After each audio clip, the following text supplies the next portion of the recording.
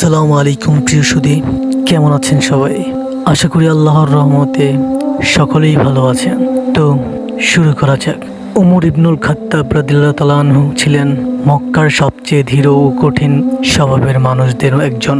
ইসলাম আসার আগে তিনি আল্লাহতে বিশ্বাস করলেও মূর্তি পূজার অন্ধকারে জীবন কাটাতেন। তিনি ছিলেন লম্বা, শক্তিশালী, যুদ্ধে কৌশল পারদর্শী এবং অত্যন্ত সাহসী। মক্কার মানুষ তাকে ভয় পেত, কিন্তু সেই ওমর রাদিয়াল্লাহু তাআলা আনহু একদিন আল্লাহর ভয়ে বদলে গেলেন। ঘটনাটি অত্যন্ত আশ্চর্যজনক। রাসূল সাল্লাল্লাহু আলাইহি সাল্লাম ইসলাম প্রচার করছেন দেখে ওমর রাদিয়াল্লাহু তাআলা আনহু এর অন্তর রাগে ভরে যায়। একদিন তিনি তলোয়ার হাতে রওনা দেন, শপথ করেন, আজ আমি মুহাম্মদকে হত্যা করব। পথে তার সাথে দেখা হয় নুয়াইম ইবনে আব্দুল্লাহ রাদিয়াল্লাহু তাআলা আনহুর সাথে।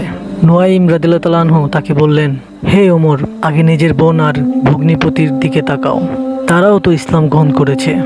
রাগে ওমর রাদিয়াল্লাহু তাআলা আনহু ছুটে যান তার বোন ফাতিমা রাদিয়াল্লাহু তাআলা আনহার বাড়ির দিকে। ভিতরে তখন তারা সূরা তহা পড়ছিলেন।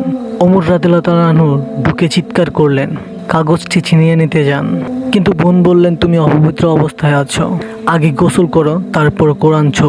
ওমর রাদিয়াল্লাহু তাআলা আনহু গোসল করে বসলেন। কাগজে লেখা ছিল, আল্লাহর বাণী, আমি কোরআন অবতীর্ণ করিনি তোমার কষ্টের জন্য, বরং এটি এক উপদেশ তাদের জন্য যারা আল্লাহকে ভয় করে। এই আয়াতগুলো তার হৃদয়কে কাঁপিয়ে দেয়, চোখে পানি চলে আসে। তিনি বলেন, এই বাণী কত সুন্দর! মুহাম্মদ কি এখনো এখানে আছেন? আমি তার কাছে ইসলাম গ্রহণ করব। ওমর রাদিয়াল্লাহু তাআলা আনহু নবীজি সাল্লাল্লাহু আলাইহি সাল্লামের কাছে যান, শাহাদাত পাঠ করেন এবং মুমিনরা এতে অত্যন্ত খুশি হলেন যে তারা আল্লাহর প্রশংসা করতে লাগলেন।